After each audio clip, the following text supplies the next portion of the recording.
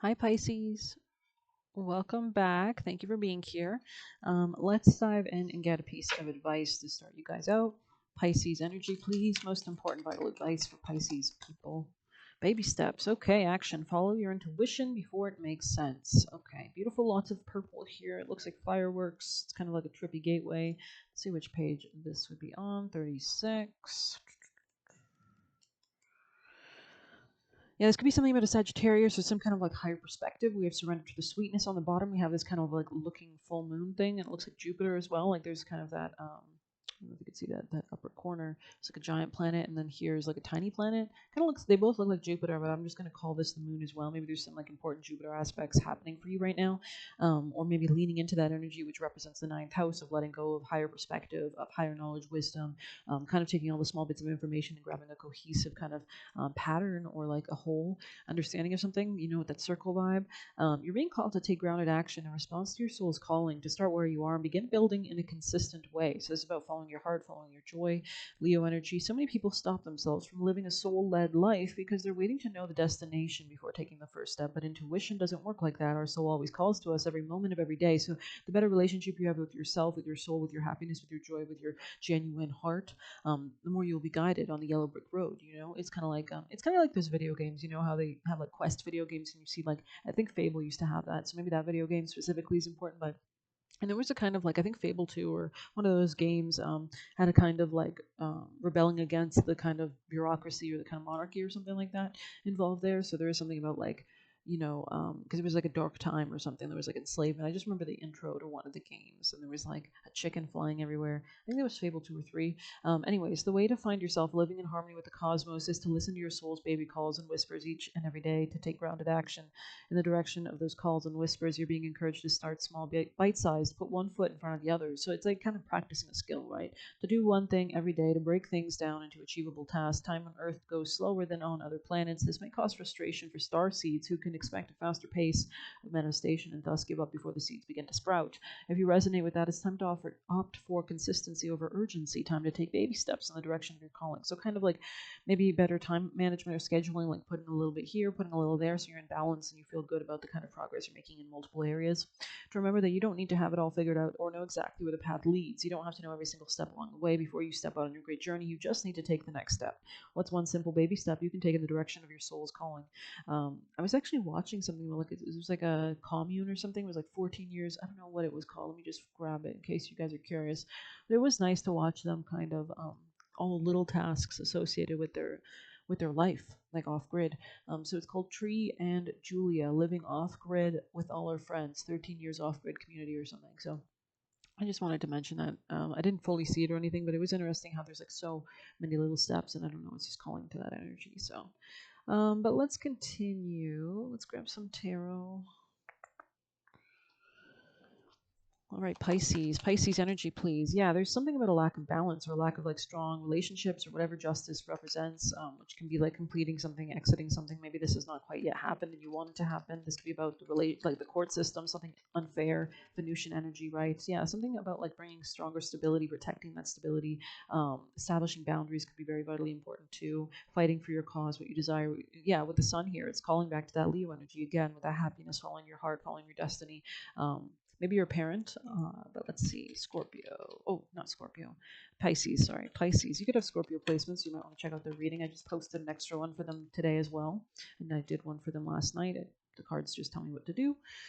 Maybe they're going through extra challenges just because, you know, it is Sun in Scorpio that opposed the moon yesterday, but we now have the Sun at Gemini anyways. So, anyways, where were we? Maybe they're asking me to pull from this deck. What do you want, Gemini. Interesting. Pisces. What would you like Pisces to do today? Three of Swords. Like process something. Like love and submission cures illness, influences paternal love, gives long life. Quickly forgiving God. So this is important to keep your elevation high. Um, and it's funny. 39. This could be like a friend. This could be some new start in finances, self-esteem, self-love, because you have those realizations in maybe love, which Taurus rules. We had that full moon yesterday when Mike Tyson was. It's always full moons are insane. They're very tense because the sun opposes the moon, and then alongside conjoining Uranus yesterday as well. And it was like a super moon. It was just a lot of intensity. Four of Swords. Yeah, there's something about rest. You can see her resting on the lion there. So again, the lion is associated with the sun card, with Leo energy. So something very regal about this card. I was talking in Scorpio's reading about Narnia. You know, that kind of lion archetype there, the movie. But anyways, mission protects against slander and impious people. Impious people, interesting. Yeah, the God of Trinity. So there's something about like anchoring your energy down and then manifesting all you desire. This could be a home change, family change, a new beginning in those areas, new beginning in how you understand your emotions or your family life, where you live in general. Pisces, most important advice. Thank you. Blue Tara. Okay, I like that. So there is a new relationship, a new way about going with relationships. Mantras could be important as well. We're going to read Earth of Kali as well, just to see why that's on top of the Three of Swords. And then it's number 36 there. Yeah, so these are very like, 3, 6, and 9 are very powerful numbers. You might want to do some research about that as well. It's something about like the Nikola Tesla method. I think that's associated with the 369 method. So that might be something for you. It's a manifestation method. I don't know too much about it. Her heart contains the seeds of your soul. Her heart contains the seeds of your soul and complete awareness of the divine destiny she has always intended for you. There is a sacred purpose in which you were born, a meaningful, divinely protected pathway for you to fulfill it. Only you can decide to put your faith and commitment into that path and to take one step at a time in honoring what has value to your heart, tuning into her loving plan and taking those steps. The pathway reveals itself and you will attract great blessings that will benefit all.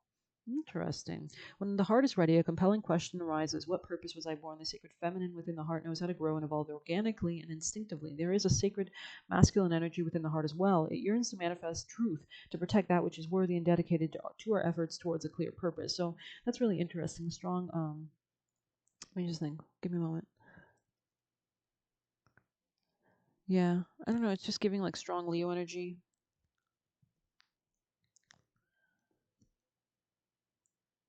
Mm-hmm. Anyway, sorry, I kind of lost my thought. And it yearns to manifest meaningful truth to protect that which is worthy, right? Yeah, Elohim, that's what I was thinking about, the unity of souls, masculine and feminine souls in our universe, which we call God. Balance, right? Harmony, acoustics, attraction, love, Venus. That's what the world is built on, right? Love, electromagnetic fields, attraction, pushing away, etc.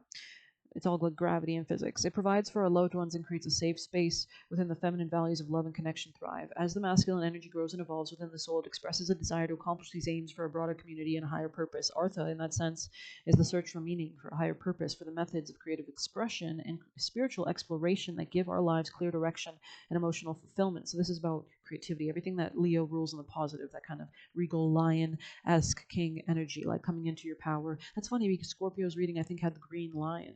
So maybe that's why there's such a big focus on that. In our intellectual, and Scorpio and Pisces are both water signs, right? So they're kind of on the same wavelength at times. So you could have those placements of dealing something about moving through trauma, birthing yourself, rebirthing yourself. Everybody's dealing with Scorpio energy, though. We are in Scorpio season right now. In our intellectually driven society, we prefer to know the destination first and then become somewhat willing to trust we're making progress, provided we feel in control of where we're going. However, the truth of manifestation of life's purpose is somewhat different. This often painful first step to give up our stranglehold on the how, when, where, and who and what. Only then can we drop into an instinctive, more intuitive way in which being guided from the feminine wisdom within.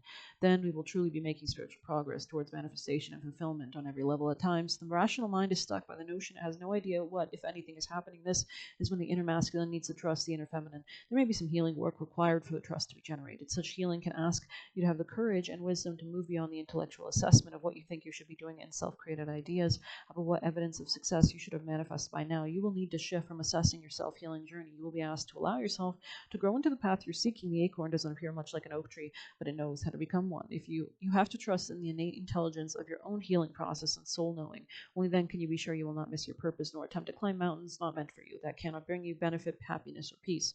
Artha, however, is not only about purpose, it's also about the capacity to accomplish our tasks and the means necessary to do so. The universe provides all such means, from emotional learning to financial support. You'll be able to relax and receive generous grace relieve such generous grace. We must be on our authentic To be able to relax and receive with such generous grace, we must be on an authentic path and may also need to resolve painful experiences that have taught us to distrust. Many people have complex sets of beliefs about emotional and material support. So this could be from the subconscious, right, which Pisces rules spirituality. These are largely inherited, often not particularly functional. There's a Stanford professor that talked about genetic. I think he said I think the video is called "There Is No Free Will." So you might want to check that out. They are largely inherited, often not particularly functional, and yet adopted without reflection. We can struggle to realize that we can choose whether to hold on to these beliefs or let them go in favor of a different, perhaps more generous, kind, and favorable viewpoint. The Oracle asks you to consider that your belief systems are not a reflection of an inviolable reality, but an expression of the best way you could deal with your past. You owe no allegiance to a belief system. It either supports you or it doesn't. To allow yourself to be supported brings benefit to all. Give yourself permission to do inner work necessary to open your mind to a more beautiful belief system. As Kali is rebirthing energy, it's time to dispense with the past, especially if there has been wounds around a lack of security. The Oracle guides you to open your heart and mind to the reality of the material means necessary for your continued development being provided. Even if you've struggled in the past, Arthur of Kali brings assurance you are capable of genuine material spiritual prosperity, but you must do that work from within, right, to get that outer reality. You can manifest that which has real meaning to your heart, aligning yourself with miracles, right? You are forging your own authentic path that will bring you fulfillment on all levels and bring positive spiritual repercussions for all as well. If you have reached a block or dead end on the path, trust you have the strength to overcome it. Strength is also a part of that Leo energy card in the tarot deck with the sun, with strength, right? The strength card is literally a lion on it being tamed by this sweet angel.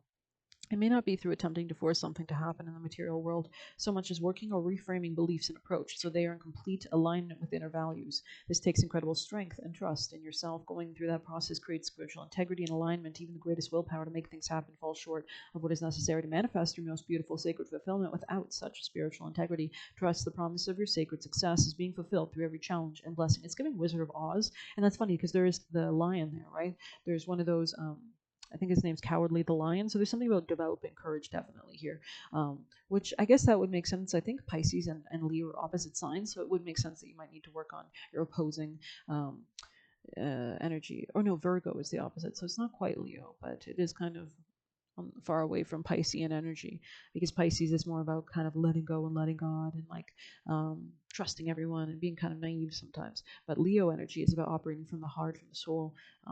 So we do have Mars actually, I think in Leo right now, or will be in Leo, but I believe it might be in Leo already.